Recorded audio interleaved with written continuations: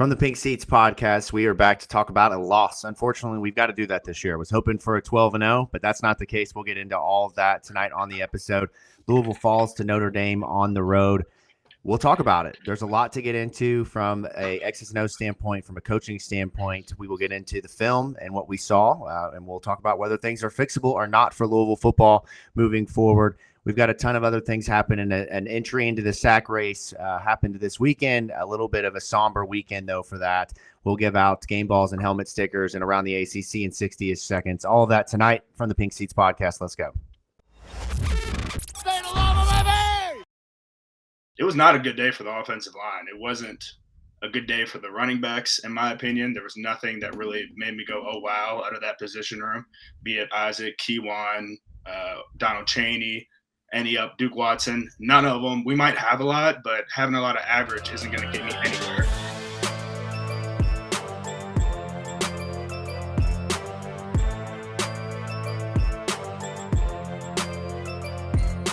All right, and we are back on a week with a loss, unfortunately, from the Pink Seats podcast. Jacob Lane, producer Keith Vincent Lococo. We are back recapping Louisville's loss to Notre Dame on Saturday in South Bend. A disappointing one for the Cards, but a ton to talk about on the show tonight. We'll do all of that. If you're watching on YouTube, go ahead and subscribe to the show. If you haven't already, you can do that right below us here.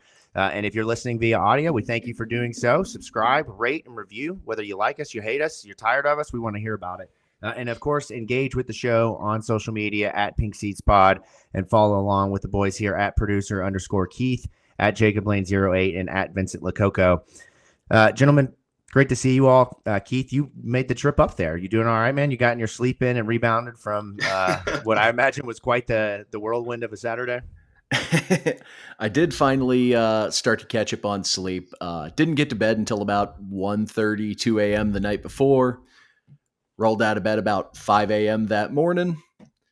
Hit the road, got up there, hit the linebacker some more, hit up a couple tailgates of some friends of mine, did the game, seethed in traffic on the drive back for the first 2 hours. And then for the next 2 hours, it was just fighting demons until I got home.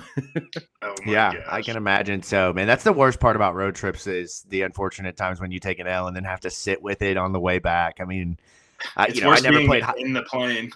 Yeah, I was going to say, I've never played high-stakes football before, so, I mean, I'm sure you've been on team planes and different, bus rides back there were just absolute hell because you just know if anybody said anything that someone was going to lose their shit probably. The plane rides are definitely worse than the bus rides I've been a part of because you have to feel like you're sitting there a lot longer. You might be all the high school bus rides would just be high school stuff, so It would only be 15, 20-minute, bus rides, so not that bad.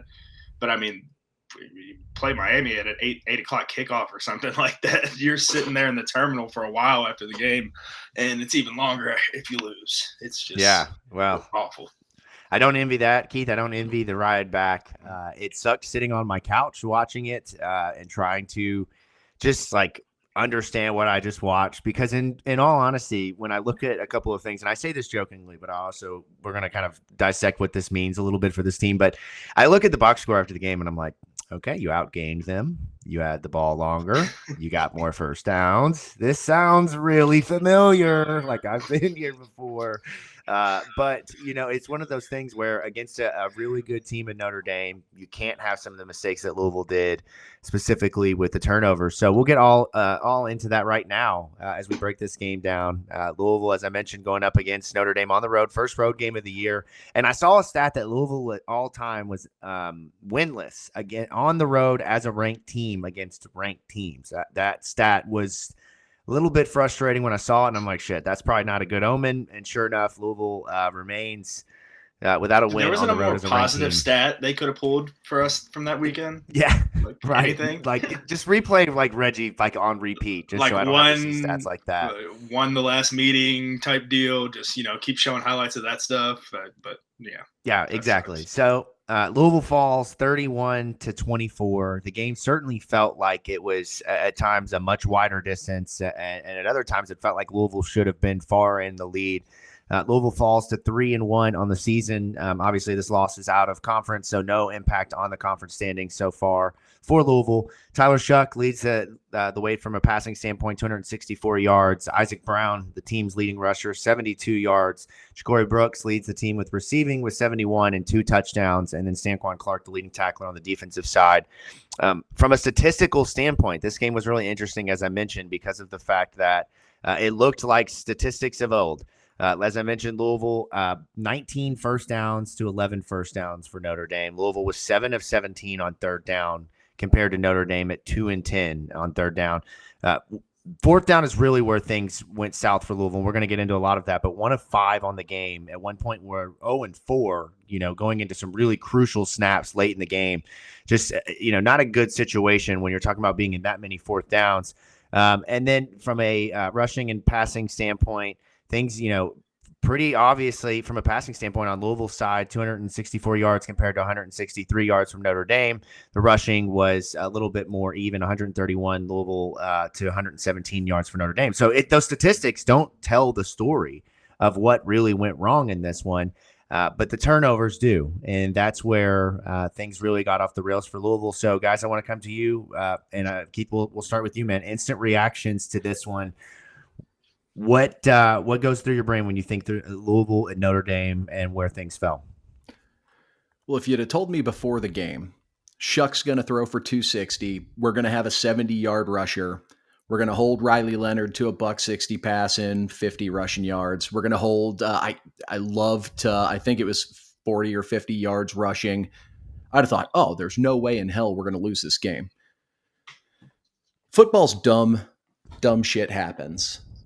You commit a lot of mistakes, which, like, turnovers did play a factor, but at the same time, 14 of our points came off of Notre Dame turnovers on extremely short fields as well. So, like, it gives and it takes. I'm not going to come out here and blast any individual kids for some of the stupid things happening, like long snapper with a snap over the punter's head. Yeah, that's a mistake.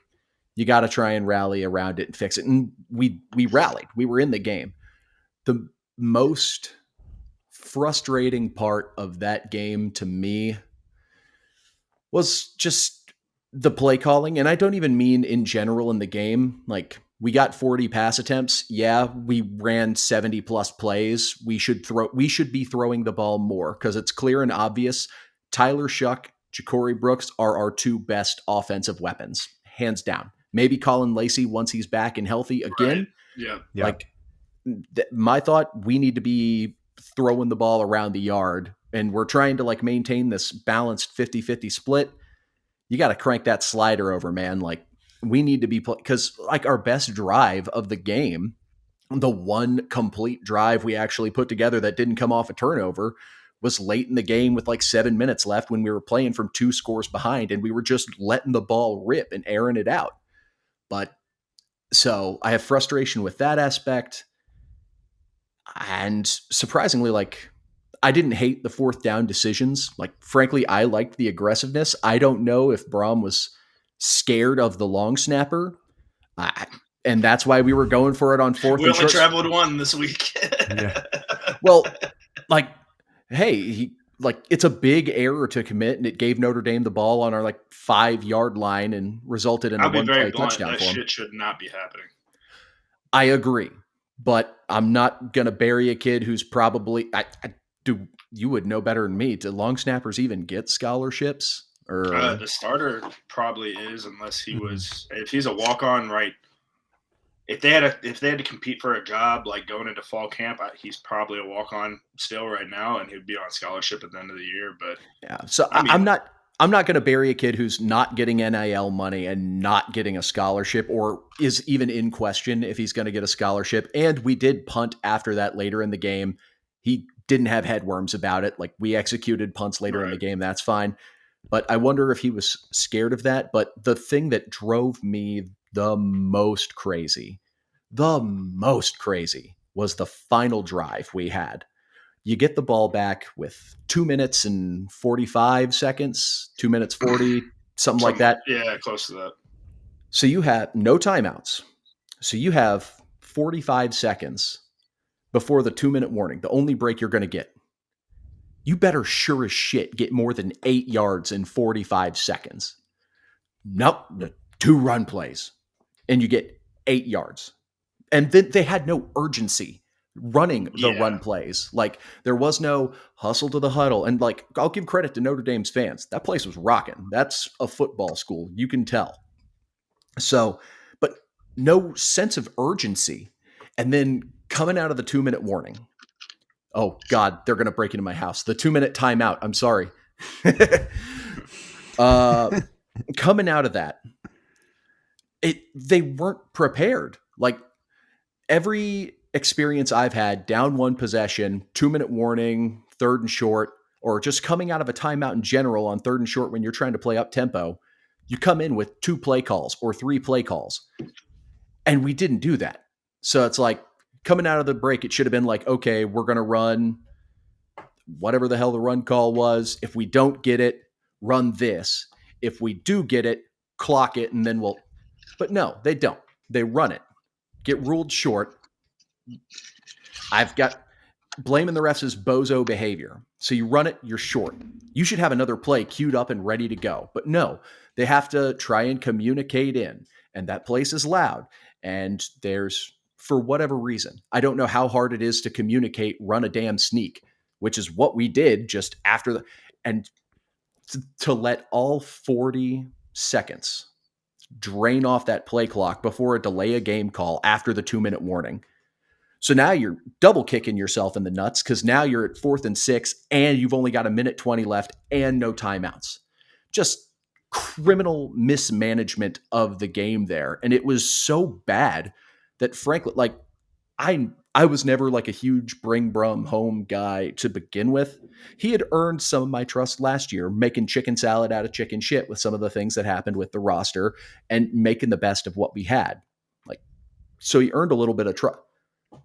Man, almost all that good grace he earned last year just pissed it away in that last 2.5 minutes because that was terrible. Terrible. So that's what leaves me feeling very, very frustrated. But you know what won't leave you feeling frustrated? What is that? Playing with our friends over at Underdog Fantasy. They make it simple, Smooth, easy to use. You can hop in, get your picks in. You don't have to worry about game lines or anything along those lines. You just find your favorite players in your favorite matchups with your favorite stats and pick higher or lower. So if you're someone who thought Tyler Shuck was going to air it out against SMU this upcoming weekend, you can find him, find where his set's at. If you like the number, you can go higher. Or if you don't like the number and think this could be a loss that beats you twice, you can go lower. And for you new folks that haven't yet signed up, if you use promo code PINKSEATS when you sign up, you're going to get a free play, and you're also going to get up to $1,000 in bonus cash with your initial deposit.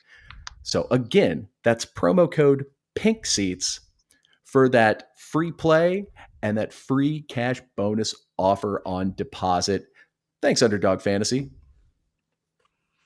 Yeah, I agree with you in a lot of areas as far as takeaways go. And I think the fans do too with Jeff Braun play calling. I mean, it felt a lot like Pittsburgh. You can draw parallels to that, different reasons.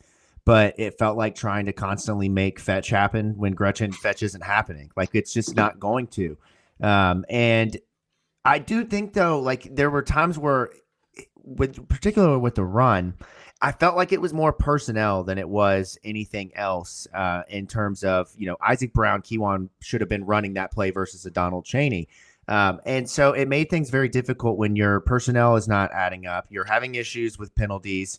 You're really not where you should be. You're seeing these mistakes happen, and all those things start to add up against you. And the margin for error is so slim. And that's what is really hard about college football. Keith, let's throw up. We asked that right after the game, instant takeaways from the fan base, just like we're kind of answering here. And Vince, will come to you next and get into Vince's game notes after that. But I thought there was a lot of really good takeaways from the fan base and a lot that weren't good, in terms of overreactions. And so I think it's worth sharing a little bit of everything. So we'll start here with my buddy JT at JT_Murphy_ says Tyler Shuck is good. I agree. I mean, the throw to Ja'Cory Brooks in the back of the end zone, is probably the best throw from a Louisville quarterback that I have seen since the Teddy Cincinnati throws. That it's been a long time since I've seen a drop in the bucket, that type of play. Even on the broadcast, they called it Mahomes-like. I mean, you saw that on a couple of play calls, the way that they rolled him out, got him situated with his feet set outside of the pocket. Was great to see. He really overcame a lot, but he also, had some mistakes. And through his first interception, the fumble was so frustrating because he had no idea my guy was coming behind him. He was only looking at the guy over his left shoulder and should have just gone down. Go ahead. So, well, two things. We're not blaming Shuck for that interception, right? No, of course not. That is bounce off the hands, bounce off the knees, bounce into your hands. It's a very unfortunate type of deal. And the fumble. Now, I didn't quite get the best angle on it because I was sitting sort of rear view. So I was behind that play, was terrified as I saw the second defender coming up to him.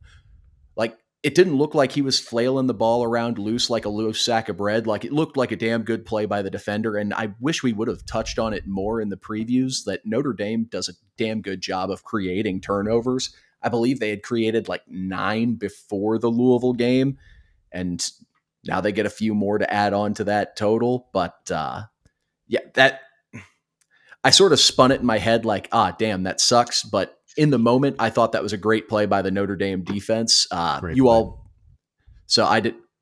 probably had a better look than me on if that was Shuck being sloppy or not. For me, it just looked like it was the textbook defensive coaching, exactly what you coach them to do. Come swipe with the outside arm, pull them with the other arm. I mean, it's like going on a turnover teach tape. So, damn you, Peanut Tillman. Yeah, man. Yeah, it's a good effort play though. We've seen it happen a couple of times in years past from Louisville. All right, throw those back up here. You mentioned it. Jeff and Steph did not call a good game. I felt like it was mixed bags. I saw, going back and rewatching it, I felt a little bit less frustrated with Jeff Brom than I did in live and like real time watching this one. There were definitely a lot of issues with play calling, but there also were a lot of executional issues and things that they've got to clean up. And just again, as I mentioned, I think a lot of it, in my opinion, is personnel, and we'll see if they start to kind of trim back some of that rotation, particularly at running back. Brooks is great, but the drop pass, look, you can call it what you want. It's really easy for us. What do they call them? The armchair linebackers or armchair quarterbacks to he dropped it, hit his knee. Just a very unfortunate situation. I only mentioned that to you guys before the season started with that picture of him going up to the ball he doesn't know how to catch. It's the first thing I thought of though when that ball went off his hands. It was like, oh, that's going to be ripping him, man. Yeah. And then Notre Dame is not good. I disagree. I don't think they're a great team in comparison to what we're used to in years past, but I still think that they're, probably a top 30 team in the country. Obviously, they're better than us on this particular Saturday. And then finally, we beat ourselves. We definitely did. I think that when you look at the beginning of this game, when you look at some of the second half, when we say it's a matter of turnovers, it's a matter of execution, but it's also, again, some of the play calling, some of these situational mistakes, the timeouts, the lack of timeouts, things like that really impacted this game and obviously led to a loss for Louisville. Next one here from our buddy Kyle over at the Third Banner Pod. He said, my main thought is, even in light of the costly mistakes, is we need a wide open playbook with this type of talent. It becomes too predictable, and some of those third and fourth down calls were just brutal. The defense should have started in press coverage, but adjusted well in the second.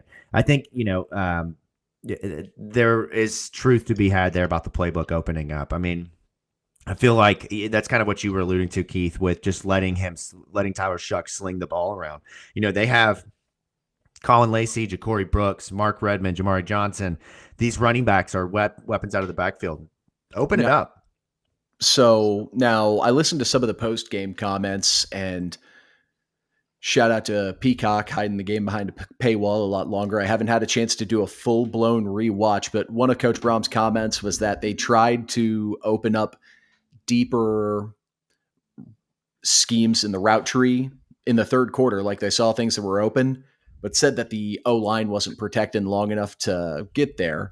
I was able to go through and watch most of the pass plays that we ran, and there were a couple of plays that some premature pressure got there. But, I mean, when you're playing against a defensive line that the D tackle for sure is playing on Sunday and might have another one or two guys that end up being NFL caliber talents, like, Shuck got 2.5 to 3 seconds on a lot of his dropbacks. And quite frankly, like if you're scheming things up that aren't trick plays that aren't open after that amount of time, I have some questions. And I mean, we'll get into this with Vince's game notes. At least I would imagine so. But I didn't feel like a lot of the time guys were open. There were. Look at some of the completions that were made. Colin Lacey had to catch one in double coverage. That one hand. That they were right. Both of the defenders were right there. Corey Brooks was in double coverage a lot. Chris Bell in double coverage a lot. Or at least if they're playing zone, there's a lot of guys around the ball. So it was, a combination of the offensive line struggling, but also just nobody really being open for Tyler Shuck on some of those plays. Let's go back here to Twitter at KY_2029. It's a game of turnovers, and we didn't play well. I get fumbles, but these were momentum-shifting plays. It cost us so much field position. Not a fan of the pitch to Chaney. He doesn't have the burst to get around the edge. Calls were obviously not in favor of U of L, and again, momentum killers. A lot to break down there. We haven't touched on the referees. And Keith, I saw your tweet this afternoon, and I can appreciate a good let's not blame the referee tweet, but there were a lot of questionable calls here from the two spots in that drive before the first half ended with Chris Bell picking up what was a first down. It was very clear, I think, on the broadcast. And then the run on fourth down, I mean, it was right there. It was questionable spotting. It's tough to, in those moments, not go back to some of that and really kind of imagine what if they had gotten this or what if they had gotten that. There were plays like the pass interference to Colin Lacey. I still, to this moment, don't understand, have never seen, I shouldn't say I've never seen, but I mean, offsetting pass interference penalties on that deep bomb to Colin Lacey when Colin Lacey's shoulder pad is literally hanging out of his jersey. That was not the way when he lined up. Call it one or the other. I mean, Lacey was taking him to the ground with the right arm, and he was wrapped around at the same time. So you got to call one or the other. Don't call both. Yeah. I will say that's something I had never seen before, a pass because normally if you just rule it both ways, it's just, okay, we're just going to let the play out. You both are, that's like, okay, you're both arm fighting. Like, exactly. It is what it is. So don't call it. Yeah. But a lot of the key calls that I think have a lot of people worked up, we shouldn't have been in those situations to begin with. Don't leave it to the refs to be able to make that decision. And if you're pissed off at the officiating, get on the ref's ass. It's something we see Dave Clawson at Wake Forest do all the damn time. He's in that ref's ear from first whistle to final whistle. And now, granted, I wasn't focused on watching the sidelines, but I didn't see that from this staff. No, I've got to be honest with you. I didn't either. We have the picture from our photographer, Jared Anderson, of Jeff going into halftime, absolutely ripping the officials, which I think is, a lot would say that's the respectable way to handle it, is to, as you go into halftime, the James Franklin way, yelling at the refs and then go into the radio interview and say that the refs are bullshit when they're literally 2 feet away from you. I thought that was pretty funny in the Penn State game, but Jeff is not, and Vince, maybe you've seen differently. Jeff is not a guy that seems to hunt the refs down. Like it just, there's no reason to continuously bitch at them because they're not going to give you. If anything, it's going to hurt you more than it's going to help you. I mean, especially if you're Louisville, you know what I mean? And, Tom Izzo at Michigan State gets the benefit of the doubt, right? And so I will say also, ACC refs are just bad. Like Notre Dame had a few plays that they had gripes on that like no kick catch interference when we made now granted wasn't intentional contact, but that's letter versus spirit of the law. If you're going to be a ref, you got to follow letter of the law, which is kind of horseshit. But so it was the rare, except not rare at all, ACC officials performance that left both fan bases pissed off about the officiating in a game. But again, don't leave yourself in those situations. Yeah. And so going back to that tweet from at KY_2029, I had a lot of issues with the pitch to Donald Chaney on fourth down. And that's one of the personnel things I'm going to just, I understand he's been injured. He is not full speed, but it's one of those things that I have talked about Jeff Brom the last 2 years is that he can be very stubborn in his play calling and his decision making. And a lot of the times believing that what he believes is going to work. And look, Jeff, like as much football and like your whole body as like most of the people that are Hall of Famers. Like this dude gets football through and through, but I don't understand when you have a guy who's hobbled and Donald Chaney, that you go back to him on a 4th and 1 pitch to the outside when you've been running that with Isaac Brown and Kewan Brown to start that game. You've been running counters and pitches. They were really getting creative with the run game up until that point. And time and time again throughout this game, they were going with Isaac and with Kewan, and they would go back to Donald Chaney. And I just didn't quite understand it. I thought it set them back in a lot of ways. Do you think he tried? Sorry, I didn't want to cut you off. No, you're good. Go. Do you think he got in his own head trying to fool Notre Dame? Like, oh, we'll hit him with this tendency breaker right here. This'll work. To me, that's what they were both doing back and forth the whole game. Marcus Freeman and Jeff Brown were just trying to fool the other one into doing what the other one thought they weren't doing. Like, that's really what it felt like. And the broadcast, as much as I did not care for him as an NFL coach, Jason Garrett is a fantastic broadcaster, in my opinion. And I thought he did a great job of calling out. Terrible. See, it's really just a matter of perspective. But I said more times than not, I said, I see why you got fired from the fucking Cowboys, and I'm shocked it wasn't earlier.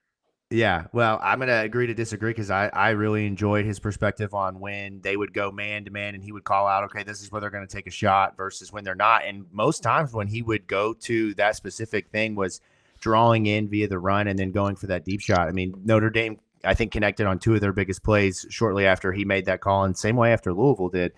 So it was really interesting, in my opinion, to watch the chess match. And I just think in this time for these coaches, I don't know if it's if you really are trying to set something up for yourself down the line with your play calling, or if you just believe that you're better at this than what you're doing up until that point. It's really interesting to see how it played out. All those runs were ones that were just trying to, like you said, set up something on the play action. I mean, I think we beat ourselves 100% in this game, in the submission. I mean, it was the penalties, Tyler turning the ball over, be it the interception or the fumble. I mean, this stuff like that you just can't have and expect to beat Notre Dame.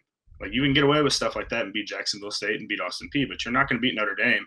I don't care how many turnovers. I don't care what it leads to. If you turn the ball over twice and make the mistakes that we made, you're just not going to beat them. And it can't in the O-line too. That's zero. I see what he's talking about. If you go back and rewatch the game, the blitzers on all those plays, I mean, they might not have gotten home, but Tyler still saw and felt them in the pocket in some shape or form. I mean, it was not a good day for the offensive line. It wasn't a good day for the running backs, in my opinion. There was nothing that really made me go, oh, wow, out of that position room, be it Isaac, Kewan, Donald Chaney, Duke Watson. None of them. We might have a lot, but having a lot of average isn't going to get me anywhere.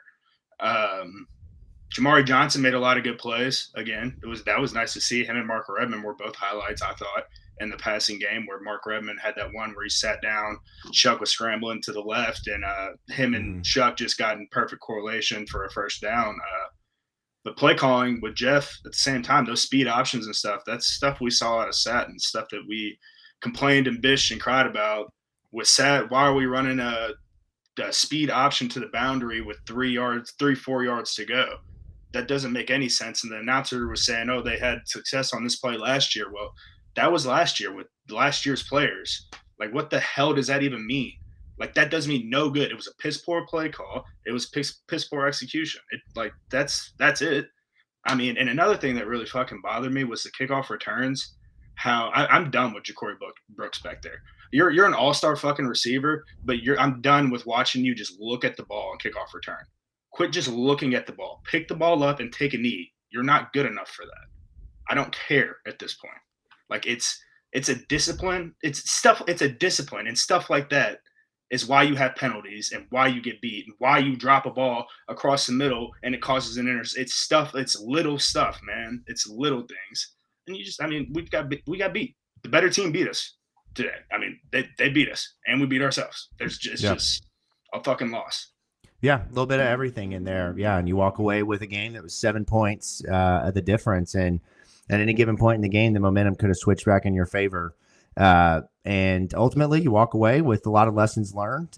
And I think moving forward, there's some big matchups coming up where you kind of get the opportunity to right your wrongs, with SMU being the one this weekend. So let's do this. We've gotten quite a bit into the takeaways and some of the instant reaction, but I want to see some of the film and some of the screenshots, Vince, that you got to kind of walk through, because to my eye, there's a lot of things that look like, oh my God, the world is falling. But you go back and you rewatch them and you see little things. I think for you, who's coached a lot of these positions and been around these guys, that you say, okay, you never saw tweak anything this, that tweak like there. effort. You never saw anything effort wise where you're saying, oh my God, like the only thing that I would say effort wise is Jacory Brooks on those kickoff returns where he's just looking at the ball and he has to suddenly take a knee or whatever. I mean, that's the only stuff, in my opinion, that's effort, and it's hard to coach effort.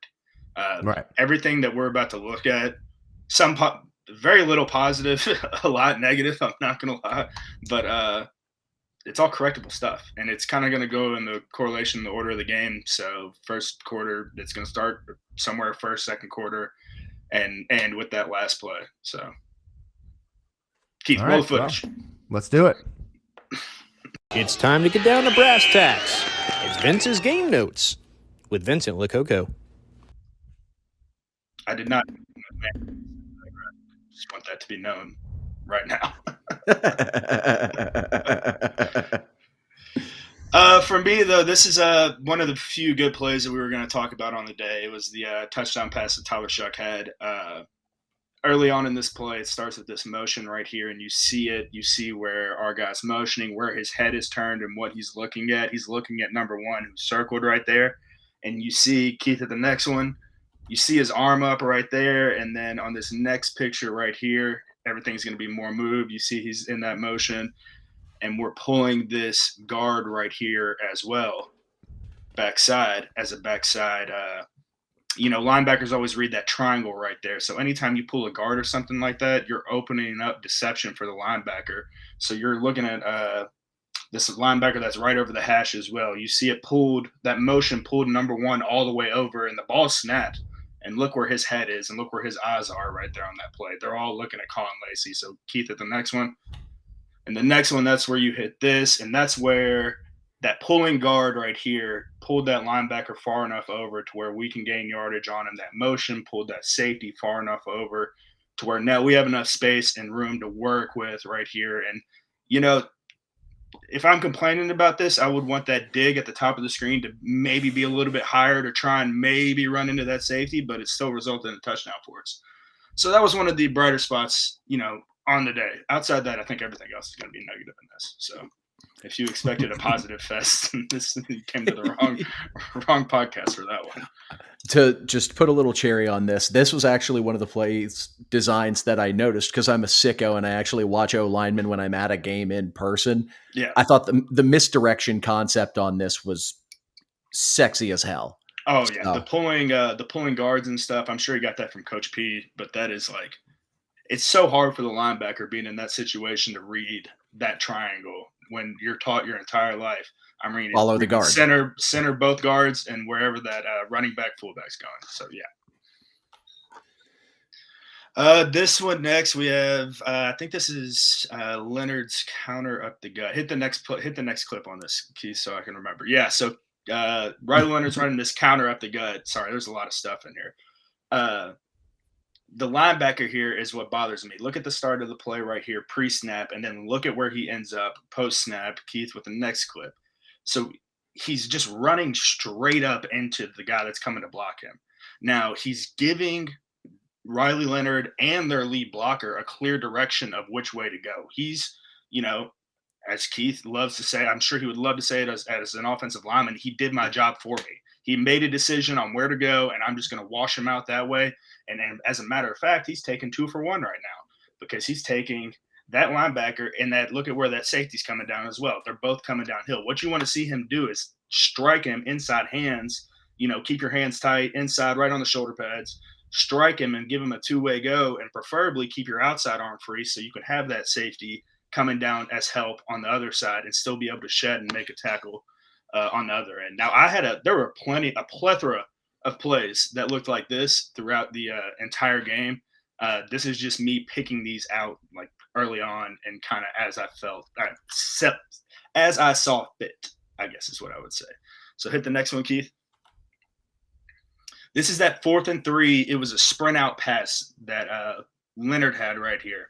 Man, this one killed. This one would have been a huge stop for us. I thought everything was fine on the play outside of what did I put right here? The base of the defensive back. If you look at his base, look at how high he is. Like there's no base. He can't stick with the outside and break down and get that angle that's needed to either get the pass break up or get the potential interception. I mean, I'm not going to say you should see that coming, but that's something that you as a corner, that's where not having Quincy Riley on there hurts us, because that's something that he likely is thinking about. It's what I say, 4th and 3.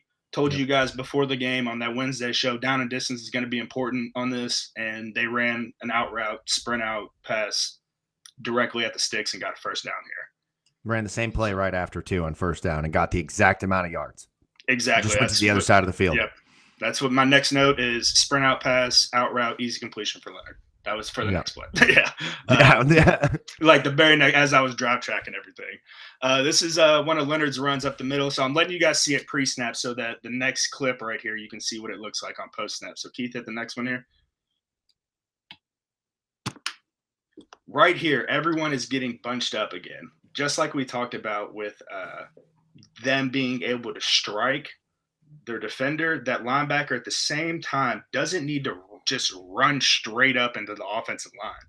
The linebacker in a lot of ways right here has 2 gaps he has to cover. He has that front side and backside gap, and he's going to have to fold over, playing off of his defensive lineman who's taking that inside gap. He should have folded over the right shoulder of 59 if you're looking at this angle. It should have folded over and been right there in that hole, and whenever you look at it, we have the safety matched up for 86 right there, hitting him in the hole. We'd have a linebacker folded over the top and 19 squeezing down right there on a vice tackle.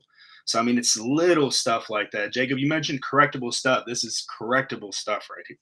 I mean, it is just a simple fold over. Monty Montgomery used to have plays like this where he would just fold over and make a beautiful tackle. But, yeah, it's a big mistake, just running too far up into the gap, essentially. Keith, hit the next one, unless you guys have comments. No, go ahead. Only comment I have is, you know what else is a correctable behavior?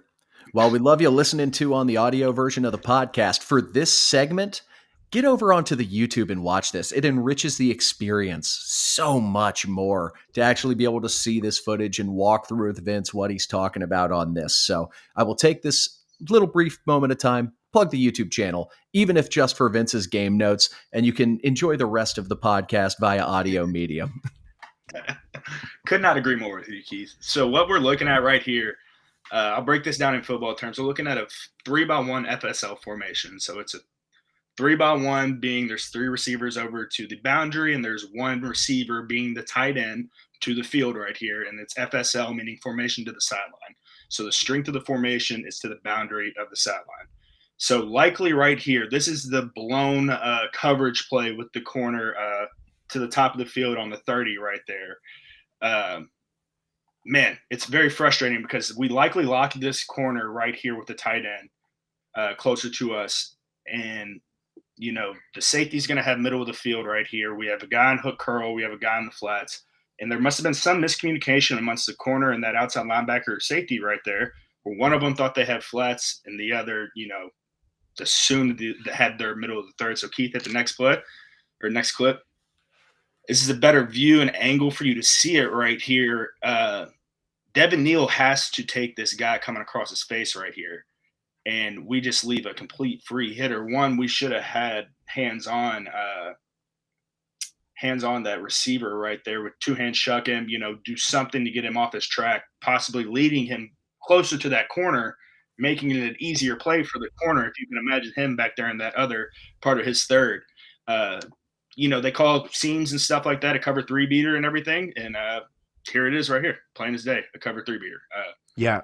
This one was really frustrating because it was clear that, and without like pointing at my screen here, but I think it's D'Angelo Hutchinson who's kind of parked in between your 2 circles there. Yeah. Devin Neal up top. And then I believe it's Ben Perry, who is the outside of the 2 guys in that circle.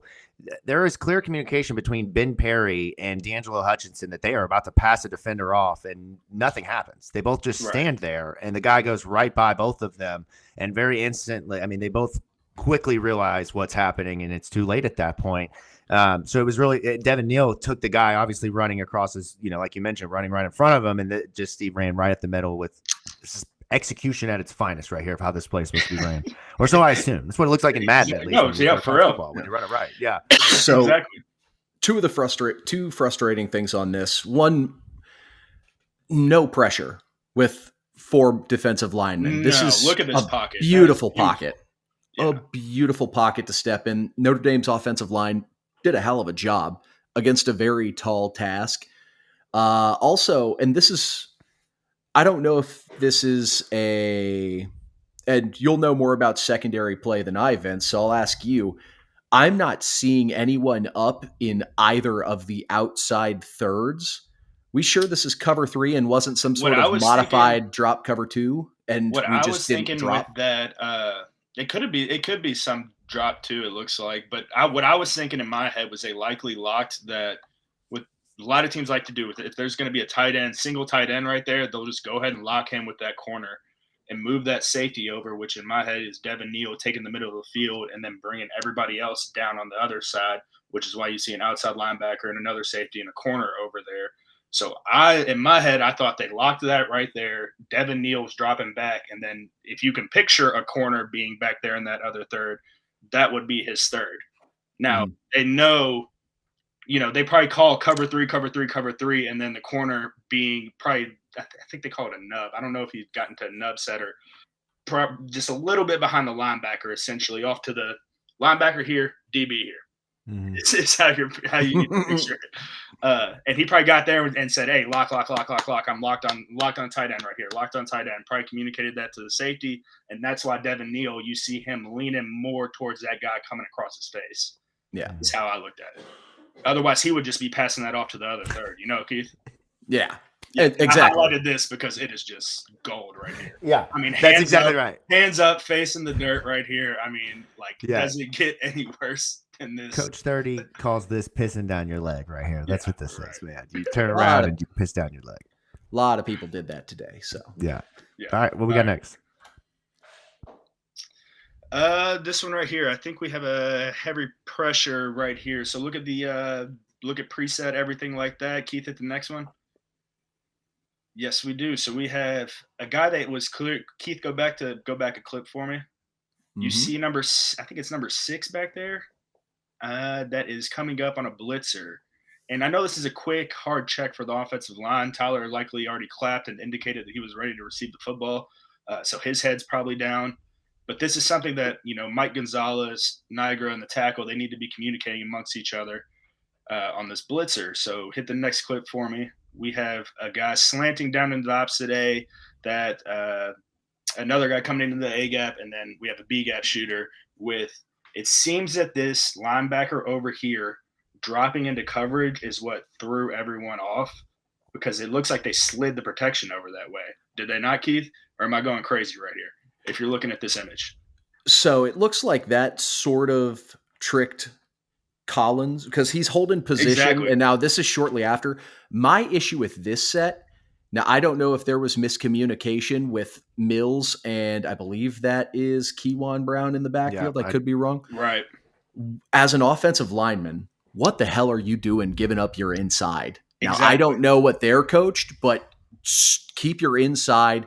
You need to put a hard jab step in and get that inside arm extended and stop that inside rush. If your running back's not helping with the chip, okay, you now at least have the outside guy coming after your quarterback, so it buys him exactly a little bit of time. So that right there, Monroe Mills, that confused the hell out of me. And hit the next clip, because this one will confuse you even more. Look at this bunch up right here in the inside. Look, Monroe Mills is blocking grass right here. Yeah, I had this one in my notes too, man. This one's great. He's blocking nobody. Just look at the picture right here. Look at where we started with the blitzer, and then go back to this image whenever you're watching this on YouTube. I mean, there's nothing. I get it's quick hitting, and I mean, if you remember that clip, whenever it happened and during real time, like it was a bang bang where he creeped up and he timed it up perfectly, but still, you got to have some better communication. You got to have better, fundamentals, I guess I would say, whenever it comes to knowing who to pass off and things like that. Like you said, Keith, never give up your inside. Yeah. So one additional thing I want to add on this, and for the YouTube audience, I'm toggling back and forth between these looks. In the beats between here and here, I'm assuming, because Notre Dame has a hell of an interior defensive line, that they were calling for help for Niagara on the interior side, and Right. that's why Collins was staying locked in on this defensive tackle. It Yeah. looks like they're mid stunt with one of the backers creeping up, trying to loop back over the D tackle, which is what drew that guard in. But if there isn't a help call and not a help read in place, Niagara should also be sliding backside to check for any overload blitz or anything like that as well. So, Yeah. or not Niagara, Collins, apologies. But if it's a help call, that washes it out because, like, hey, this dude's a fucking problem. We need to make sure he doesn't just blow us up. Then that would explain why Collins is locked here. But yeah, this is a miscommunication breakdown between Mills, the back, and Shuck, because no one should ever be running this free inside. That's inexcusable. And we used to talk about it all the time, even in the quarterback room, whenever I would sit in those meetings with Coach Ponce and stuff, like, and Pete Thomas and them, like, take a second. Like, even if you're feeling like you're, going quick, just take a second, because a lot of times, even if you just play with your snap count, give them a fake little, your offensive line's not looking at you. You can do a fake hard count all day with your hands and stuff just to see how people are moving. And I bet if you would have done something like that along the lines of that, at least we would have seen, the blitzer earlier. Yeah. I'm going to just call this out real quick for the rest of the season. I believe Notre Dame saw something on film with Michael Gonzalez and Monroe Mills. They attacked the B gap there the whole damn game. Yeah. I haven't noted on 7-8 plays that they went untouched through that or really made their pressure. I'm going to watch that, just calling that out for the next couple of weeks to see if other teams don't try to replicate sending blitzers through that portion of the offensive line. I think that's a good idea, Jacob. I think that's definitely something to watch out for throughout the season. That's partially. I think you're going to see that a lot with teams that have elite interior defensive linemen, where a center is going to need that inside help, because then as a guard, if you're help side, your priority immediately becomes helping the center and kind of putting the tackle on an island. So you can get played with that way. But this just looked like a creative stunt, and not good. Not good take. Hit the next one. Go to the next one. What do we got here? This is the second positive out of Vince's game notes. Everybody, round of applause on this one. The second positives. Proud of you. So this one right here, I want you guys to get a good look. I was ragging on Ja'Cory Brooks earlier, but he is a damn good wide receiver. I want you to note that he is a damn good wide receiver. It's just small details and things that get me a little fired up. Tough love, baby. Once in a while. That's but right. Look at where he is at on the field right here. He's at the boundary, he's backside and everything, and even his route is not where he ended up. This is phenomenal wide receiver play. This is exactly what they coach in that room. Keith, next clip right here. You can see him right here, right in the corner. He is already waving, running the back of the end zone, exactly what they teach wide receivers to do. If he's rolling out to the left, why would I keep sitting my ass over there on the right? He's not going to throw it all the way back across the field. No, stay friendly to the quarterback, run the back line, and hit the next clip. This is the one play that I had a lot of beef with, because this was targeting to a T, and I don't ever bitch about shit like that. I never bitch about big hits. This was targeting, in my opinion, right up under the chin like that. I was so frustrated. It was a beautiful ball. I'm glad we have a quarterback that can make that pass. I mean, that is to Tyler. Tyler played his ass off in a lot of ways, but I mean, he also made a lot of mistakes. They all did. This was a fun play. Definitely got me fired up. I'm sure it got you guys fired up as well. Oh my gosh, yes. Not safe for work content right here, baby. That's what this is. This is football porn, man. Well, that was because we had just given up another touchdown to Notre Dame off, I think, our second turnover. So we're down 7-21 at this point. So this was just like a comeback, get back to the red zone, make a play, make something happen. And yeah, good on Chuck making that play. Like, a lot of Notre Dame fans who I were sitting with were like, shit, why didn't we get that quarterback? Right, man. And that's one thing that we've seen, and I'll give it right back, Vince, but they've taught, I mean, just over the last couple of weeks, national media talking about Tyler Shuck. I mean, they're talking about reasons Louisville is going to win is because of their quarterback. That is something last year that we did not even come close to having that sentence uttered by anyone in national media. Everybody was talking about our quarterback needed to get on LinkedIn and get a job. You said we could win. You said we could win, but hopefully the quarterback doesn't make us lose. That's right, exactly. So it's great to have a quarterback who is the difference in a lot of ways. And this play right here, man, this is just like this was just so beautiful to stop on a dime, he got up, open himself up, right up. He might have been dazed a little bit. He did look confused, but he was ready to rock and roll, man. that one it made me laugh so hard. All right. This is the play right here that bothered the hell out of me being in the wide receiver room with Coach Brewer for as long as I was. This is the interception right here that we're all familiar with, the drop ball that hit off Ja'Cory Brooks' hands and then thigh, and then was into the Notre Dame defender's hands. If you're looking, picture a black stripe down the middle of his helmet, straight down the middle of his helmet. If it was on there, it would be looking directly at us at the camera, because he's going to move his head to the right to see where a defender's coming, to see where he can run with the football. So he is looking and catching the ball like that, like head completely turned. And again, his hands, you saw this problem with Chris Bell too. Later, you'll see a clip here in a few minutes. Like their hands are just not together enough. You got to bring your hands a little bit closer to catch these footballs. And I mean, that's textbook wide receiver 101. Look the ball in before you catch it, essentially. Right here, we have, oh yeah, I believe this is one of the blitzers. Go ahead, hit the next clip for me, Keith. Yeah. Hit the next one. Yes, yeah, that's what I wanted to show. All of that right there. Yep. Well, I just wanted some of these, like whenever I was putting them together, I'm like, oh, this would just be funny to sit here and watch everyone's reaction on seeing the immense pressure. And again, go back, where'd this pressure come from? Came from the inside. I mean, look at the guard in the center right here. Go from the start, Keith. Go at the start. First clip right here, you're looking at the shade over top of the center, and then hit the next clip. Completely beat across his face. That is unacceptable out of the center position.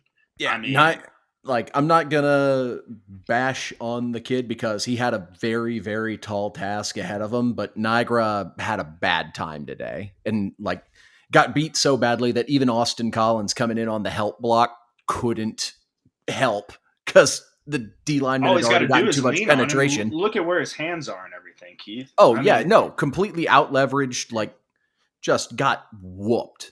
Exactly. So this is one of the ones in my notes I had people in his face, can't do anything. And I mean, nice and simple. And then also, yes, we're going to rag on those two getting blitzed, but I believe that's Kewan Brown completely run around. Yes. And then we didn't block big time. And then we can't seal up the edge on 99 on the right-hand side, so Shuck doesn't have anywhere to scramble to. No, this is the worst. This is complete opposite of the Notre Dame pass pro that we were just looking at a couple plays ago. Yeah, I'm just taking a quick peek. Okay, right good job. Spot really. Good job, Monroe Mills. Down, man. Yeah, good job, Monroe Mills on this play. This plus for Monroe Mills. That we'll take a positive out of this play. Yeah, at least next. Pancake, man. Oh, what we got here? Hit the next play, Keith, so I can refresh my brain. Hit the next. Oh, yes, this one right here. So you reminded me whenever you said Kewan Brown. This is where I was going. I was hoping this one was next. So he's matched up against this is freshman on freshman crime right here. Hit the next play. You see where the rusher's coming from. Kewan Brown's supposed to be the guy to pick him up right here. He just did not close the space fast enough. I mean, perfect job by Dwayne Martin to come around and get his guy.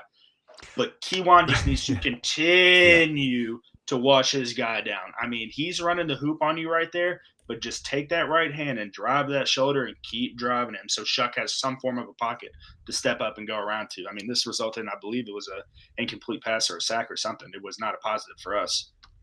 I believe it was a sack. I remember this play standing out because I'm like, dude, Dwayne Martin looks like he could be an offensive tackle right there. Like that form, he's literally a part of the offensive line. Yeah. Like it's just that's textbook. That is a little high. That strength coach. Oh, you know why he's high? It's because he came up out of his hips. Because he unlocked his hips and came up under like it's a damn power clean, Keith. That's why. That's right. That's the Loman of the trophy winner or nominee right there, man. Dwayne Martin. All right, next. Oh my gosh, this play right here killed me, man. This could have been a touchdown play to save the game and win the game for us. I mean, it was one of Tyler Shuck's few mistakes of the game that he made, where you see where the circle is. There's obviously nothing there. In a perfect reality, in a perfect world, there's a football out there, and Colin Lacey's catching it for 6 points, and we're sitting here saying, what a good throw, what a good route, what a good catch. Instead, we're talking about a bad ball that's thrown behind him. Now, do you think this could also be a product of just Shuck not having Lacey to work with for the last 4-ish weeks to develop more of a rapport? Yeah, it's probably like a speed thing, not knowing exactly how fast. Because, I mean, I'm sure Amari Huggins-Bruce runs that route different than Colin Lacey. I'm sure Ja'Cory Brooks runs that different than Colin Lacey. I envision Colin Lacey probably getting there faster than any of them, clearly, based off of the way Tyler threw this ball. Now, I do one additional comment just because I didn't think I was going to be the voice of sunshine and rainbows on the pod today, but how nice is it that we're complaining about a ball that's off by 3 feet as opposed to a ball that's off by linebacker? These are the margins. Back with it. These are the margins that matter when you need to beat Notre Dame. That's what's frustrating. Like we talk about us taking this next step into the next echelon of college football, and this stuff, making plays like this, penalties, play calling, all that game Saturday, all that wrapped up is why we can't take that next step right now. Hit the next play. What do we got here? Keep going for me, Keith. Oh, yeah, this is the cat. Corner blitz. So this is money right here. So my head's likely blocking it, and all day, every day, if you're the tackle and likely this wide receiver is saying, hey, press, cat, or at least he should be to that tackle, because that's the only way that Mendoza will know that there is a blitzer that's coming on this outside. So I'd envision, 1, he either didn't yell cat to the tackle, or 2, he did yell cat to the tackle, and the tackle didn't hear him yell cat. So hit the next clip. You see the rusher right here. You see Mendoza just completely washed down, worried about this twist that's being run. For those that don't know, a telltale on a cat is a press coverage with the safety shading over to that side. I mean, say there's a single receiver over to that side and we're in press coverage to the boundary. You're sitting there saying, oh, well, why is there a safety well over the hash in this area? Press coverage right here. There's likely a corner blitz coming. So those are like one of the little tips and tells. And next play, I mean, hit the next clip. Shuck just gets absolutely rocked. And thank God his arm was coming forward. Otherwise, this would have been a lot uglier than what the final score reflected. Yeah. Now, Again, this is one, like you mentioned, the receiver needs to call cat. Maybe the tackle didn't hear it. I'm going to give the Notre Dame fan base their flowers again here. That place was for sure rocking. For sure. So they played that Dune sound on third downs. That was sick. Yeah. Did you ever seen that movie? I'm not going to lie. I had about 5 seconds into the game, I had FOMO. The fumble on the opening kickoff, and I'm like, I look at my buddies with me. I'm like, I've made a massive mistake not going to this football game. Yeah, that's what me and my buddy said too. And then we looked at each other at the end of the game, and we said, "Aren't you like, yeah?" Also, to go off tangent a little bit, very, very strategic seating allocation by Notre Dame. So a lot of places, including us, will allocate just 1, 2, 3, depending on the expected visiting crowd, sections worth. Just that section is yours. What I noticed at the Notre Dame game, they did, I don't know if it was the whole stadium or half the stadium, but there was like upper bowl and then there was like lower upper bowl. And what they did was for like half the stadium, they allocated seats for those like upper portions of the sections as opposed to just allocating one individual section. Mm-hmm. And strategically, because especially late in the game, like ball on their side of the field, like you could hear the Louisville fans starting to make a little noise trying to cause ruckus, but I feel like it probably comes off as louder and encourages the away fan base to be more loud when you are all packed into one or two sections. Yeah. Strategic play by basically washing everybody out across the upper row of the top section, across a quarter or half of the stadium. It is a smart school, Keith. What do you expect? bunch of nerds. I think God told him to do that. Yeah, there we go. To quote old Connect 4 ads, pretty sneaky. Yep, pretty sneaky. All right, what we got next? Here we go. Oh, this is amazing. The blown coverage of all blown coverages right here. Probably doesn't look like it. It kind of looks like the play is going towards the referee if you're looking at it this way, but it was it was a clear man coverage right here.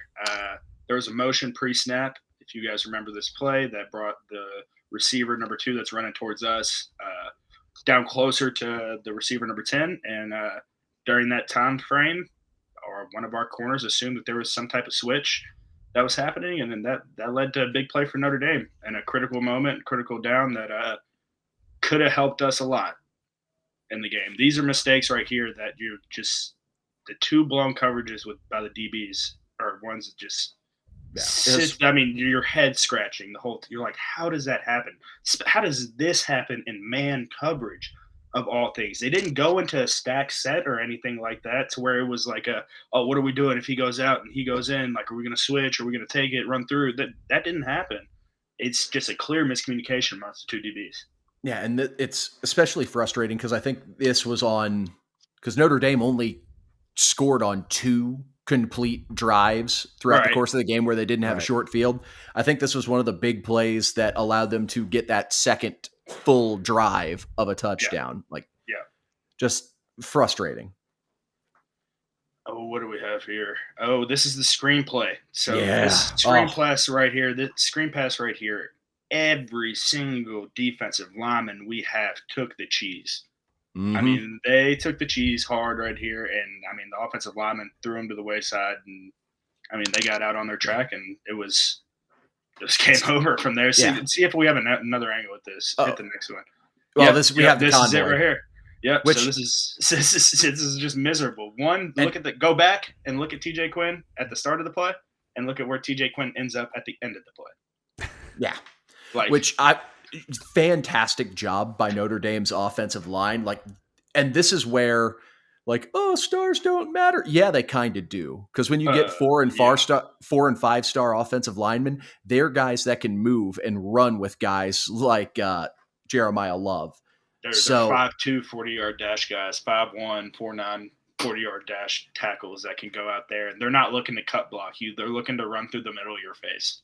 Yeah, and just straight convoy. You have a great job of, I think that's 50, sealing off the inside. You've got the tackle washing out Quinn. Just as an O-lineman, fantastic play by Notre Dame here. And yeah, Thor, I can tell, Tramel Logan, and I can't make out who the other D lineman was. The 3 of you. Dawson right there. Yeah, maybe? It was Tyler Shuck's birthday. It wasn't yours, y'all. Now, it looks like Dawson, the guard, looks like he may have given the meal okie doke where he gives him the outside and then just throws him so he can't get back in the play. I envision that he's laughing right now inside of his helmet. He's probably like, ha, ha, ha, ha. Oh, yeah, got you suckers. Yeah, got you suckers. All right, hit the next one. I believe it's the Chris Bell. Yes, so this is what I was talking about earlier. Look at hand placement right here, guys. I mean, the entire football is splitting his hands. Likely you need your hands to be a lot closer. Just the tip of the ball getting through the middle of your fingers or getting through the middle of your hand and securing it down as a catch all the way through. Man, these were frustrating plays right here. This was, I think it was a slant, Jacob. If I'm not mistaken, I think this is a slant. It sure looks like it. Yeah. So that was frustrating. Yeah, and this was third down, I believe, too. Yeah. This was another frustrating play where just missed opportunity. Yeah. So hit the next one for me, and I think this is going to be the last one for me. I was fine with this ball being thrown and everything. I was fine with the play calling right here on this. It seems to me that there's some form of pass. I'm not one to sit here and clamor we got beat by the refs, but there were 2 plays in here that I purposely put in Vince's game notes that bothered me penalty wise. And there were multiple holes and stuff both ways. So many that we all could have called and sat here and flagged from Notre Dame and Louisville. But there were 2 calls, in my opinion, that should have been made that would have changed the impact, or changed and impacted the game.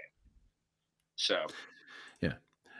Also, I think we would have had a better opportunity there had we not waited to throw the ball until we were on 4th and 6 on the last drive of the game. I have that in my drive tracker too, where I'm like, why are we running the ball in general right here? We talked about it last week. Those drag routes and stuff. I mean, those were money. Even the slants, Jacob. To your point, like, yeah, Chris Bell might have dropped that. Yes, Ja'Cory Brooks dropped that dig route, which is kind of in that same family. It's like, why get away from running them, though? They're proven guys that can go up there and make a play and catch the ball. That same play that Chris Bell dropped that ball, too, it wasn't like it was not a normal way that Chris would go and catch the ball. Chris usually goes and attacks the football. Like, that is my football. He goes and gets it. He kind of, like, let it come to him in a lot of ways. I don't know. Frustrating. Yeah. Crucial third down. I mean, it leads to Tyler Shuck getting the first 4th down conversion of the game. But still, I mean, that's a play that momentum killers. That's the synopsis of this game. Momentum killers. These little tiny drops, penalties, they shot Louisville's momentum in the foot. Go ahead, Keith. Now, all that stuff, I think it's correctable, though. It's not like I said, everything that I mentioned right there, you didn't hear me saying, oh, there's no effort.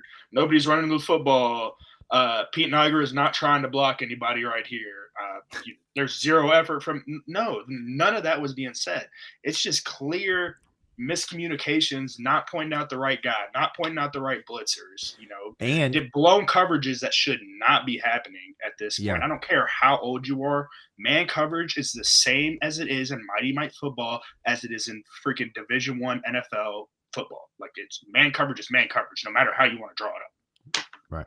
Yeah. And I was just going to say, I'm sorry to cut you off for like 15 times. The injuries, though, in the secondary, I just want to throw that out there because you're missing Quincy Riley. They had throughout the game, D'Angelo Hutchinson went down, MJ Griffin went down. Like, on that final drive, I don't even know if MJ Griffin was out on the field. I mean, they had injuries all over the place in this one that do for some of the communication issues, that not the mistakes, the communication. If you're not used to the guy to the left and the right of you, like most plays in the crucial moments, those little tiny pieces of information that need to be communicated that aren't make all the world of the difference, or so I would imagine. Yeah, go ahead, for sure. Yeah, so I just wanted to ask, before we move on to a couple of the other segments, any final thoughts or takes that came to mind during the game note segment that we didn't get out at the beginning? Because a couple hopped in my brain, but I wanted to tap the room first. Nothing from me. I mean, it's just kind of frustrating looking at all the. I mean, I made that and put it together, but it's also frustrating looking at it again and again, and seeing the mistakes and seeing the tiny stuff that could have been done to change the outcome of the game. It's like looking at a Sunday game review. It's literally like looking at Sunday film all over again. Like, I was dreading watching this film because this would have been one where I hated coming into work on Sunday. It's really interesting that you say that because I actually walked away from the rewatch feeling much better than I thought I would. I was so down in the dumps on Saturday from the end of that game. The last drive really put like such a sour taste in my mouth in terms of that. Like, I think I hate drink like the rest of the evening from that drive and the end of the first half. I was pissed about the pitch to Donald Chaney. The rest of the evening. Yeah, right. But the rewatch, the penalties and stuff were really frustrating. I think for me, the bigger issue is that Jeff Brom last week called out how they were struggling with substitutions. And then again, this week, you have freaking 12 men on the field. You have a legal substitution on defense. It makes no sense. That to me felt like on the field, Jacob. That is absurd, man. Yes. You can't do that. You can't. You had an offensive and defensive play where a whole 12th dude was just like, shit, I'm not supposed to be on the field. Fuck, trying to run off it. I'm sorry, Thor, that the effort on you getting off the field was comical there. So there's one effort for you. I mean, seeing him, I want to say he was sprinting. It looked like a jog. So that's a specific one that drove me nuts because the player who Thor then had to panic run off for didn't come onto the field until the play clock had already run down 10, Yeah. 15 seconds. Don't even It's come like onto the field. It's like the Right. coaching staff can't make up their mind on if they want to substitute players or not. And he said that last week that they couldn't get guys to the sideline ready to go. They wouldn't have their helmets. Like, all right, this is starting to be, we're in week 5 of the season. You already had a bye week. It's almost like you have a bunch of players it. who you haven't been able to develop over years to understand and appreciate your culture and how you do things. Oh my I mean, god! it's only been 2 years, so there's only so much time. But we won 10 games last year. Went to the ACC championship, and we just lost one game to fight. We didn't lose. We barely lost. Yeah, we didn't lose to. But we didn't lose the freaking St. Vincent Mary of the Sister Poor over here on the side. Well, and real quick, I wanted to comment last week on Keith's meltdown about Jeff Fromm potentially going to Notre Dame. I thought about this for quite a bit on Saturday. You know who'd be a great replacement hire, Keith, would be Nick Saban. So don't rule that out, okay? I just thought in my head when they Nick Saban, Bill Belichick led football team at Notre Dame. Watch out. Yeah. So final takeaways from the game for me, the final takeaways. It's especially frustrating because as much as I hate to even do anything affiliated with them, to steal from Hugh Freeze, if we play that game 10 times, it's probably going to be a 5-5 or a 4-6 split one way or another. Because that was just too... I'm using the word good to define like teams... Two evenly matched football teams. 15 to 40. Two good football teams matched up with each other. And while we can question some of the play calling, questioning some of the execution, like Notre Dame has a lot of studs. And while we did do a great job limiting their star players, a lot of what Notre Dame did was just a good job overall, like in the trenches, getting those 4th down stops. Because it's like, hey, a play call's a great play call until the defense stops it. Notre Dame was able to do that. So when they needed to most, they bowed their neck and they stood up and stood tall. I know a lot of people, instant reaction was to be mad at the defense. I didn't quite understand that because Notre Dame only put together 2 full drives. And we saw some of those dumb mistakes, but defense is really freaking hard at the Division I level. That's why I praised the shutout as much as I did when we played Austin Peay, because no matter who you're playing against, getting shutouts is hard. And stopping teams is, especially teams as good as Notre Dame, is hard, especially when you have sudden change plays or get put on a short field. So while obviously we didn't win, and there definitely could be things the defense could do better for as banged up as that side of the ball was, I thought they gave a pretty good performance. Yeah, I agree with you. They both could have did better. Both sides. No doubt. I mean, that's what's not just as annoying. It's not as if they won. So there is plenty of room for improvement here. But the defense, when you look at it, I think the rushing attack felt like it was a lot stronger for Notre Dame, but then at the end of the day, they ran the ball 29 times for only 120 yards. I mean, Riley Leonard was their leading rusher at 52 yards, and he had 24 of those on the first drive of the game. So there was a point where I was like, "Is this man fucking Tim Tebow? Like, what the hell are we doing here? Like, tackle his ass." Yeah, I just wanted him to know he sucks, and I think his mom told him that pregame. But I just want to make sure he knows again that he sucks. Not a good quarterback, man. Not a good quarterback. I don't know how much he got paid, but it was too much. So, yeah, they got the win. Give Notre Dame their credit. Louisville fans talked a lot of shit prior to this one and had to eat it over the Twitters over the weekend. But hey, you live to fight another day. You're not Florida State fans. You're Louisville fans. My Notre Dame fans were hitting me up. There's always Louisville and Notre Dame fans for whatever reason. Kentucky Notre Dame fans, right? It's like global brand and everything. They were blowing Well, let's jump into some of the surrounding segments here. We'll keep it very quick because of the loss and just the lack of production here for these particular segments. Starting with the Sack King race. It's been a quiet couple of weeks for Louisville football. Did not get a sack last weekend against Georgia Tech, and this weekend didn't get one until the very end of the game. Saved by the buzzer here. Didn't really end up mattering, but TJ Quinn after being a human blocking machine. I mean, my man just ran into the blocks all night long. Yeah, I could make a compilation video of him just getting moved by offensive linemen. I sent you all one earlier that was just him getting pushed out of screen.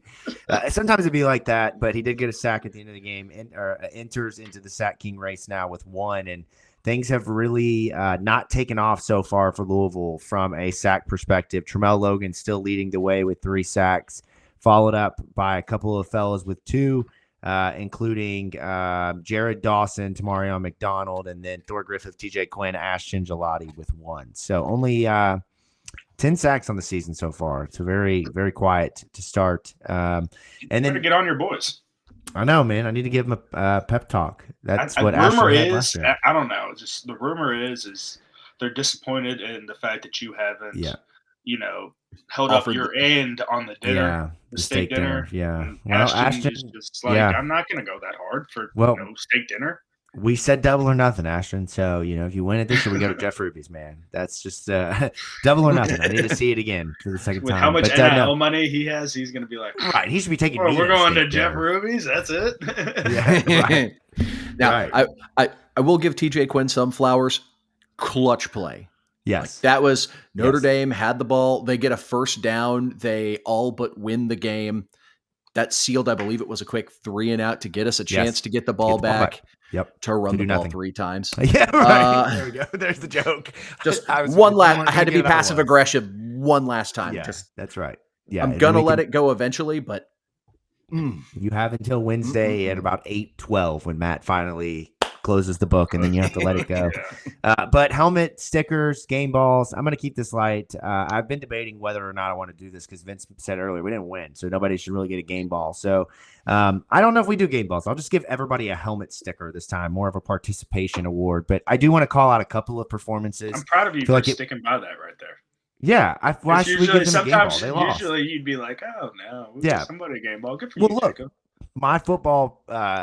My football experience ended with participation trophies and orange juices and snacks after practice, so it's that type of arrangement for me is that I just am used to everybody getting Vince gave me the game ball. I earned this. There you go. Keith gets the game ball, for going up to South Bend. That's honestly Keith does get the one game ball. That's what you notice mine. If the listeners were looking at our show notes, my game ball is left blank because I'm sitting here seriously debating on whether I'm going to go Keith or pick a player.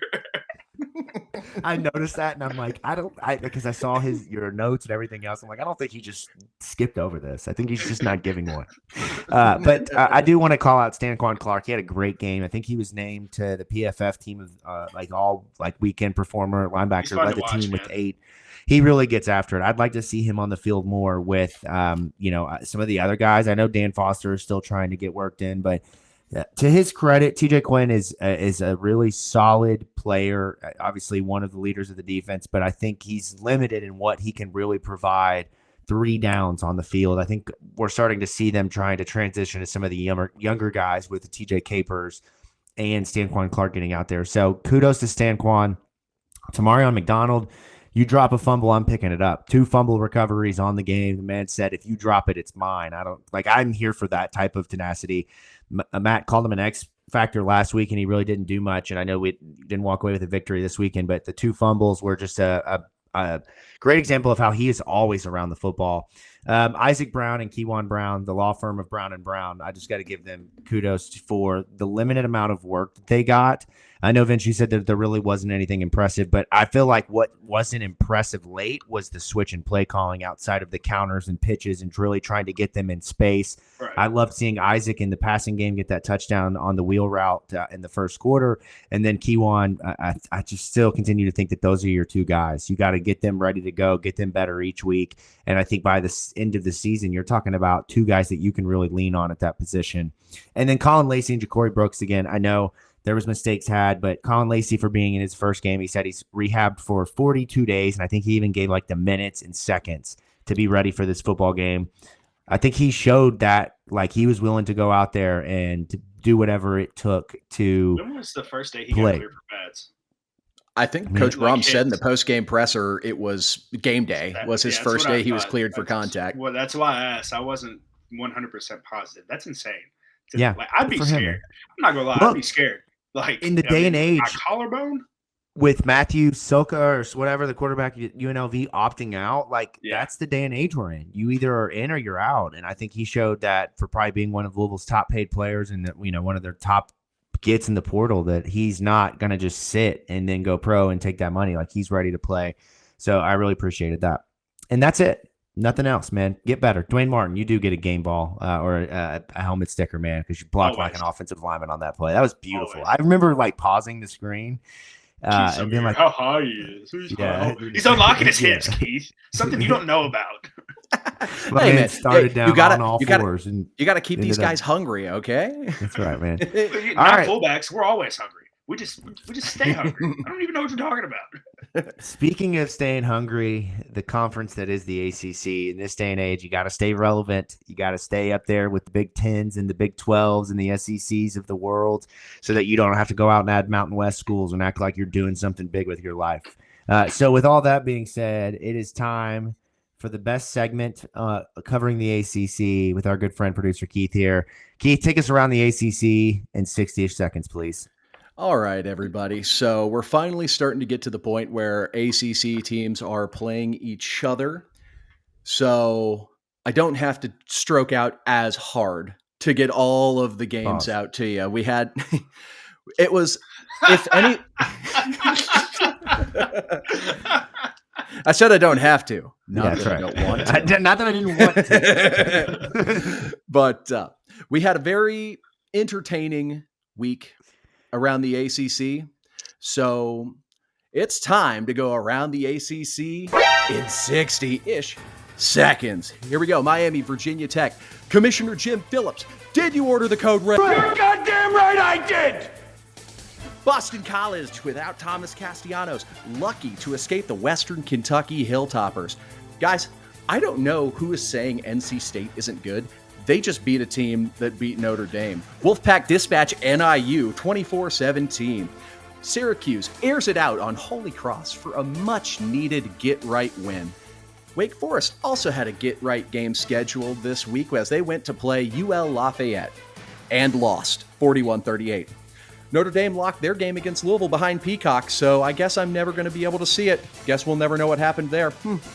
Manny Diaz and his undefeated Duke Blue Devils waited until after Mac Brown's bedtime to rally in the second half to squeak past the Tar Heels 21-20. Remember when everyone thought Clemson was bad after week one? Pepperidge Farm remembers. You know what the F in FSU stands for? Finished. You know what the S in SMU stands for? Stampede, stomp, smash, smoke, steamroll, whatever you want to say. SMU wins 42-16. Yeah, that's brilliant, man. That's brilliant. I have to ask your honest opinion. Who is the best running back in the ACC? Would you rather have Brashard Smith from SMU, or are you taking my man Basul, I don't know how to pronounce his last name, from Virginia Tech, who just continues to put numbers up week in and week out? Keith, that was for you, man. Vince doesn't know. Yeah, I That's know. for you, buddy. Well, I might be going off the board here. Yeah. LaQuint Allen? Where are you going? Someone who we haven't gotten to see much this year, Jaden Ott. Like, I'm still waiting because I assume he was banged up to start the year because he got hardly any play to start the season. So if I'm picking the best running back in the conference, I still think it's Jaden Ott. Jaden Ott, okay. But I'm a big Brashard Smith fan, man. It's going to be, speaking of SMU, rolling into that, it's going to be a big weekend for Louisville. Also, Keith, you were – Go ahead. No, I was going to say, Keith, you were wrong. You said ACC schools would never get a college game day, and they're going to Cal Berkeley. I guess I'm very surprised by that. Are you? ESPN?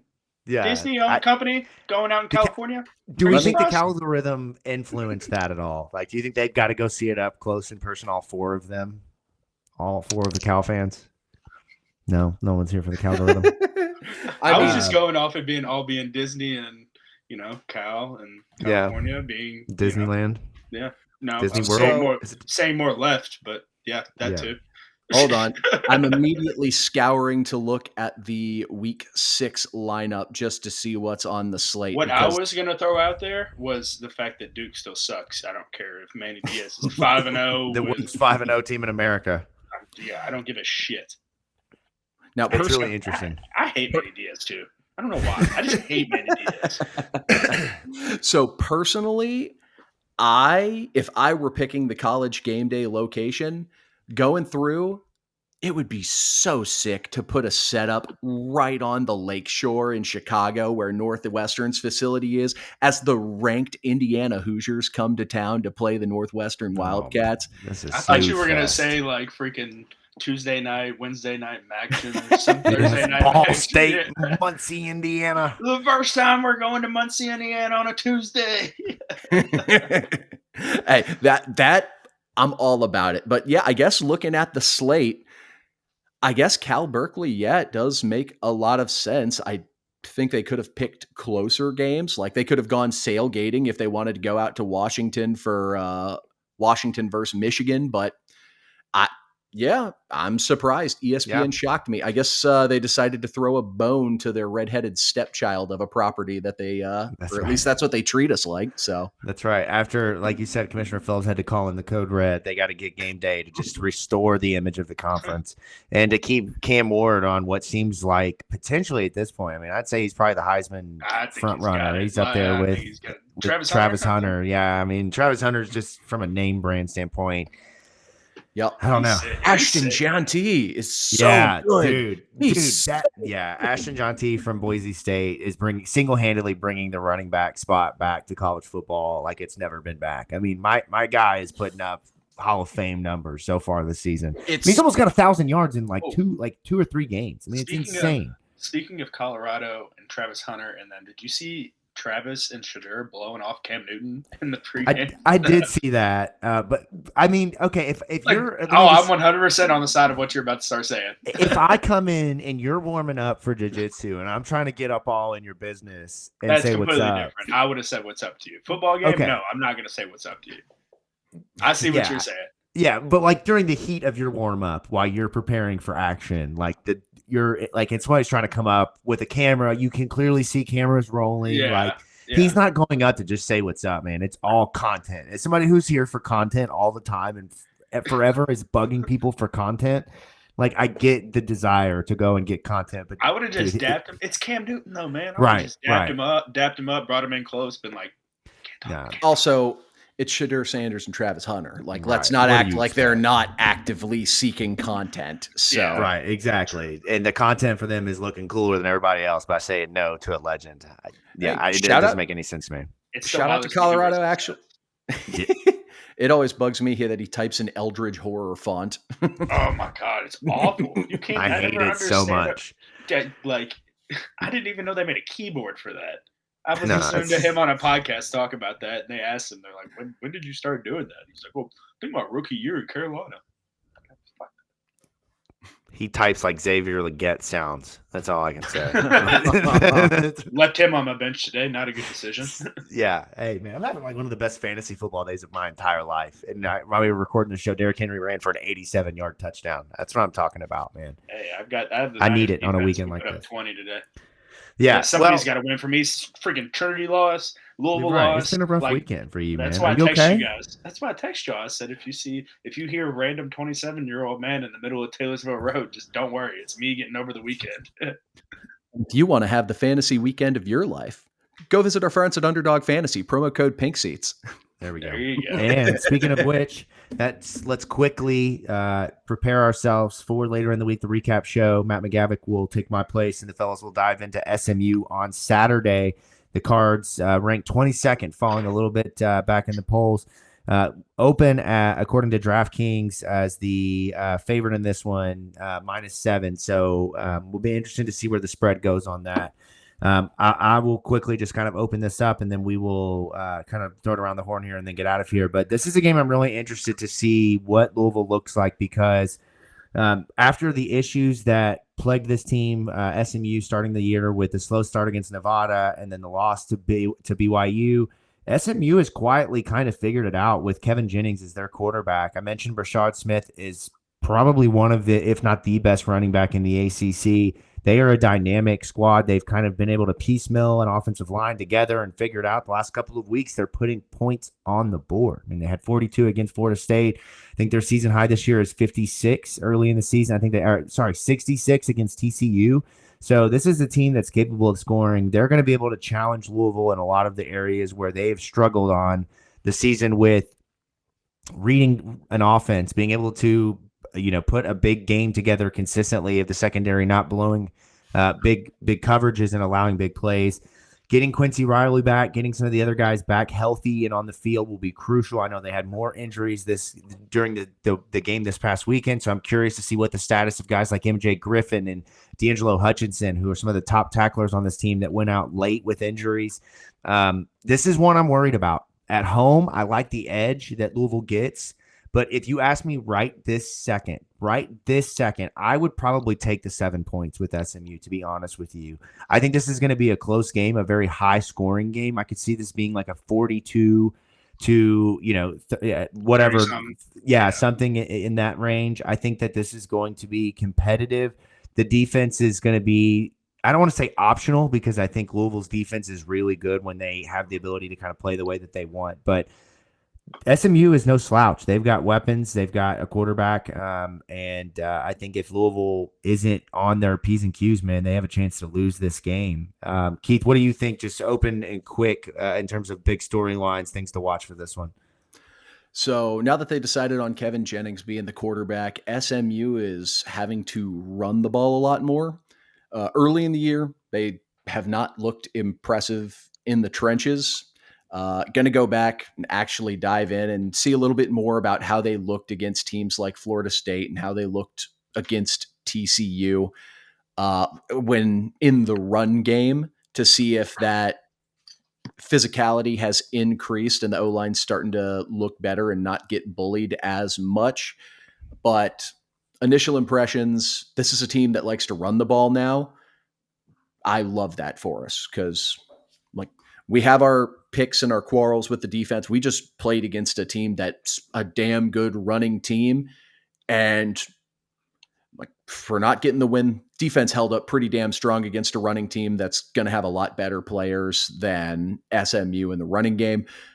When they do air it out, RJ Maryland, still a problem. Curious about how we're going to take care of him. I'm worried about elite tight ends against this team and how we're going to cover them. But should be a fun one. A lot more interesting than what we expected. And SMU, a lot of people wrote them off after the loss to BYU. BYU looking like, I believe they're ranked in the top 25 now. If not, they're receiving votes. So that loss is slowly beginning to look better and better.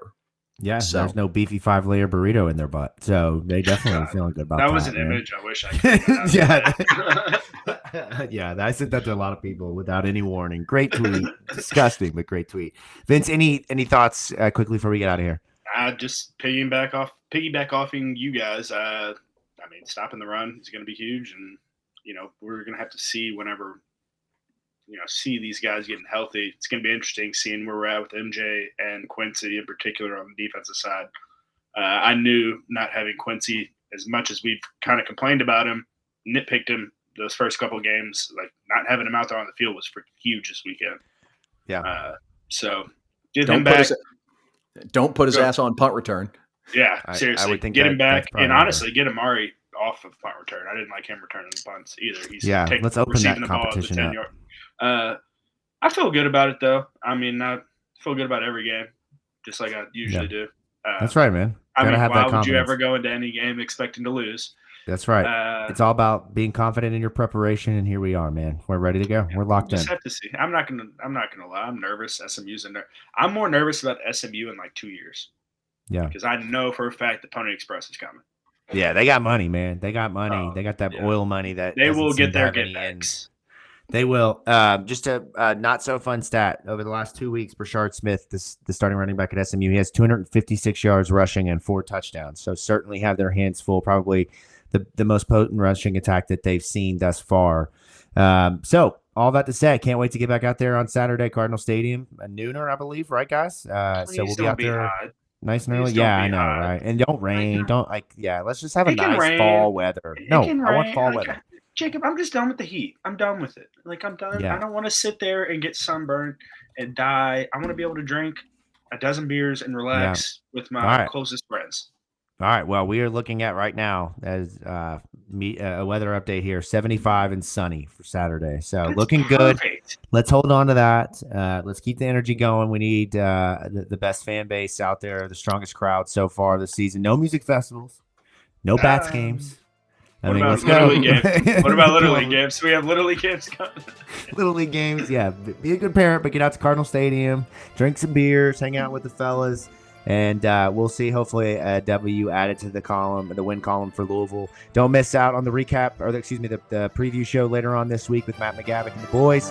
Until next time, ladies and gentlemen, go Cards.